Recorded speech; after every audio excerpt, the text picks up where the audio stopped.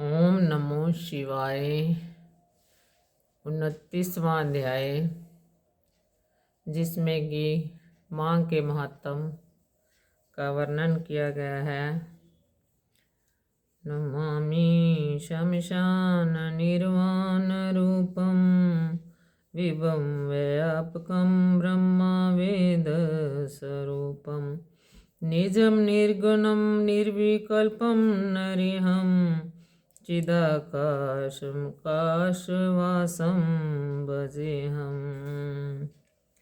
भगवान शिव शंकर के चरणों में नमस्कार करते हुए माँ के महात्म का वर्णन करने जा रही हूँ। 29वें अध्याय में प्रयागराज का महात्म का वर्णन किया गया है। लोमश ऋषि ने कहा कि हे ब्राह्मण, मैंने तुम्हें हिंदू धर्म के अति पवित्र माघ स्नान की कई प्रकार की कथाओं का वर्णन किया है। अब तुम्हारे लिए अति उत्तम है कि तुम्हारे पुत्र, जो तुम्हारा पुत्र है गंधर्व, कन्याओं के साथ मेरे साथ प्रयागराज चलें। इस प्रकार उनको माघ स्नान के अति दुर्लभ पवित्र स्नान का संयोग प्राप्त होगा तथा वे पिशाच योनि से मुक्ति पा जाएंगे। जो आपने इतने सारे ये अध्याय सुने हैं, ये सारे जो कन्याएं गंधर्व कन्या पिशाच योनि में चली गई थी और जो ब्राह्मण ऋषि का पुत्र था वो भी पिशाच बन गया था, उनके उद्धार के लिए लोमश ऋषि ने मांग का महत्व बताने के लिए ये सारे जो हैं पूरा माघ महात्म का की कथाएं जो सुनाई गई हैं अध्याय, वो उन्हीं को सुनाए गए हैं। तो उसके माध्यम से ये हम लोगों के लिए भी है।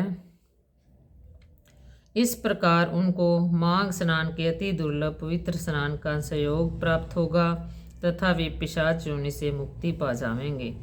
ऋषि के आदेश के अनुसार वे सब पिशाच तथा पिशाचनियाँ सहर्ष त्रिवेणी जल में स्नान हेतु जाने के लिए तैयार हो गए। तत्पश्चात वे आकाश मार्ग से गंगा यमुना स्नान हेतु चल दिए। आकाश मार्ग से जाते हुए लोमश ऋषि ने उनको प्रयाग महात्म का पवित्र वर्णन किया। वहीं प्रयाग महात्म का वर्णन वशिष्ठ जी ने राजा दिलीप को विस्तार पूर्वक सुनाया था। लोमश ऋषि बोले, आप सब प्रेम पूर्वक प्रयागराज को प्रणाम करो तथा धैर्य पूर्वक प्रयागराज के पवित्र संगम पर माघ स्नान का महात्म ध्यान पूर्वक हृदय मंथन करो। प्रयागराज में संगम पर स्नान करना अति पवित्र है और माघ में स्नान करना मोक्षदायक है। प्रयागराज में ही समस्त जग का उत्पन्न करने वाले ब्रह्मा जी ने सृष्टि रचना के लिए महान यज्ञ किया था और महान शक्ति प्राप्त करने के पश्चात सृष्टि की रचना की थी।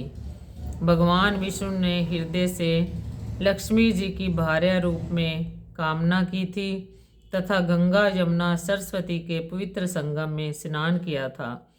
अमृत मंथन के समय विष्णु जी की कामना पूरी हुई थी। उन्हें लक्ष्मी जी वरदान स्वरूप अर्धांगिनी के रूप में प्राप्त हुई थी। प्रयागराज वह पवित्र स्थल है जहाँ प्रलय के समय मार्कंडेय ऋषि ने शरण ली थी।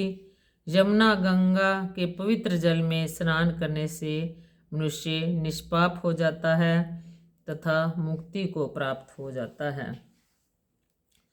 प्रयागराज का महात्म जो है वो बताया गया है। प्रयागराज के संबंध में अनेक कथाएं प्रसिद्ध हैं, जिनमें कि कुछ इस प्रकार हैं। त्रेता युग की बात है कि प्राचीर ऋषि ने गंधर्व ऋषि को क्रोध में शाप दिया कि तू काक हो जा, यानी कि कौवा हो जा। गंधर्व ऋषि श्राप के फलस्वरूप काक बन गए। काक ने कौवे ने त्रिवेणी के संगम पर स्नान किया। वह मास माघ का था। गंधर्व ऋषि तुरंत शाप से मुक्त हो गए। देवता इंद्र ने उर्वशी को शाप दिया था कि वह तुरंत स्वर्ग से निकलकर पृथ्वी लोक पर ही वास करे। पृथ्वी पर आने के पश्चात उर्वशी ने तुरंत संगम पर स्नान करने प्रयाग चली गई। उसके स्नान करते ही इंद्र का जो श्राप दिया हुआ था वो विध्वंस हो गया, यानी कि खत्म हो गया। नाहुष का पुत्र दैती जो था, दैती के कोई पुत्र नहीं था। दैती ने संगम में स्नान किया तथा पुत्र प्राप्ति की कामना की। उसके संकट समाप्त हो गए तथा धन की अपार वृद्धि हो गई और उसे पुत्र रत्न की प्राप्ति हुई। दूसरा, सनकादिक ऋषियों ने प्रयाग में ही निवास किया था। वे संगम में नित्य प्रतिदिन स्नान करते थे। उनको योग सिद्धि प्रयाग में ही प्राप्त हुई थी।